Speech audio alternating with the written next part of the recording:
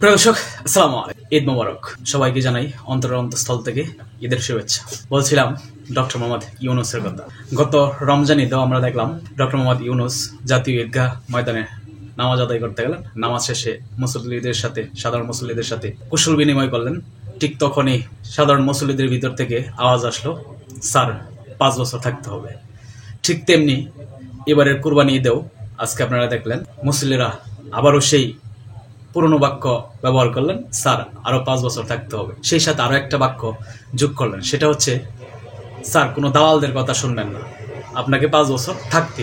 তো এটা আসলে ডক্টর মোহাম্মদ ইউনূসকে 5 বছর ক্ষমতায় রাখা না, এই দেশের রাজনীতিবিদদেরকে ঘৃণা ভরে প্রত্যাখ্যান করা।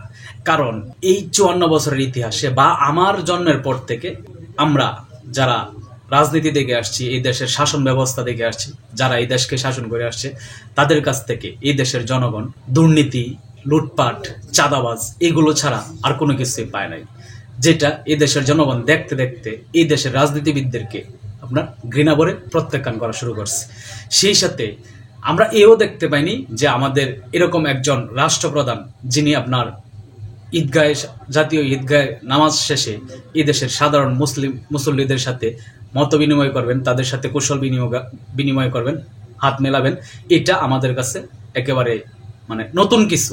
কারণ এই জন্য দেখতে পাইনি, কারণ আমাদের জন্মের পর থেকে আমরা দেখে আসছি শুধুমাত্র আমাদের রাষ্ট্রের পরিচালনায় ছিলেন 2 জন নারী, ঠিক আছে, তারাই রাষ্ট্র পরিচালনা করছে। এই জন্য আমরা এই জিনিসটা দেখতে পাইনি। এই জায়গায় ডক্টর মোহাম্মদ ইউনূসকে পাওয়ার পর আমরা নতুন কিছু দেখতে পাইলাম। সেই সাথে ওই যে আগেই বললাম যে আপনার এই যে পুরনো রাজনীতি, যে রাজনীতিতে শুধু রয়েছে আপনার এই দেশের জনগণের সাথে প্রতারণা, শুধুমাত্র আশ্বাসের ফুলঝুরি, যা এই দেশের জনগণের জন্য কোনোদিনও ভালো কিছু বয়ে আনেনি।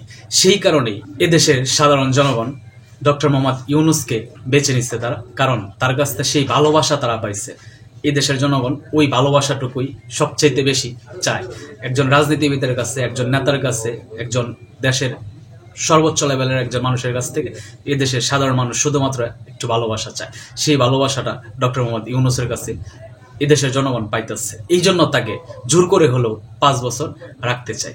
এটাই হচ্ছে মূল কারণ ডক্টর মোহাম্মদ ইউনূসকে বারবার বলা যে স্যার আপনাকে আরো 5 বছর থাকতে হবে, স্যার আপনাকে আরো 5 বছর থাকতে হবে। এটার সাথে উনি যেন এটা পরিবর্তন করে দেওয়া যায় যে আমাদের দেশে এই যে দুর্নীতি, চাঁদাবাজ, লুটপাট এগুলা যেন বন্ধ হয় এবং তার মতো মানুষরা যেন এই দেশটাকে শাসন করে, এরকম ভালো মানুষ যেন আমাদের সামনে আসে। এই জন্যই তারা চায় এরকম, কারণ আমরা তো আসলে ভালো মানুষ কখনো পাই নাই, ঠিক আছে। সেই ভালো মানুষ না পাওয়ার আকাঙ্ক্ষা থেকেই মানুষের ভিতরে এই চাওয়া। যদিও আসলে এটা হয়তো আমাদের পক্ষে সম্ভব না ডক্টর মোহাম্মদ ইউনূসকে 5 বছর ক্ষমতায় রাখা, বা উনি থাকবেনও না। ইতিমধ্যে উনি নির্বাচন রোডম্যাপ ঘোষণা করে দিয়েছেন, আপনারা জানেন।